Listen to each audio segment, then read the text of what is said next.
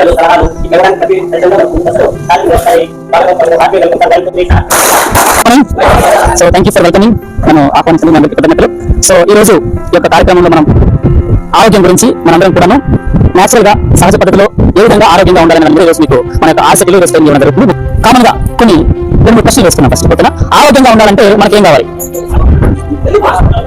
మంచి ఫుడ్ తీసుకోవాలి. ఇంకా వెరీ గుడ్. ఇంకా టెన్షన్ ఉండకూడదు. Very good. బ్యాడ్ హ్యాబిట్స్ ఉండకూడదు. ఓకేనా. ఇంకా మానవ ఆరోగ్య శాస్త్రంలో కొన్ని ముఖ్య విషయాలు మీకు చెప్తాను. మీరు అందరూ ఏదైతే చెప్పారో 100% కరెక్ట్ చెప్పారు మీరంతా కూడా. ఓకేనా. అయితే మనం కోల్పోయినటువంటి కొన్ని విషయాలు ఎంత అనారోగ్యాన్ని తీసుకొస్తాయో మనం గుర్తు చేసుకోండి. ఓకేనా. ఫస్ట్ థింగ్ చైల్డిష్నెస్, చిన్నపిల్లల మనస్తత్వం. ఓకేనా. కోల్పోయా మనం చిన్నపిల్లల దశ దాటి మనం ఆల్మోస్ట్ 20 సంవత్సరాల నుంచి ఉన్నారు. సార్ 20 సంవత్సరాల నుంచి 30 సంవత్సరాలు 40 సంవత్సరాల మధ్యలో ఉన్నారు.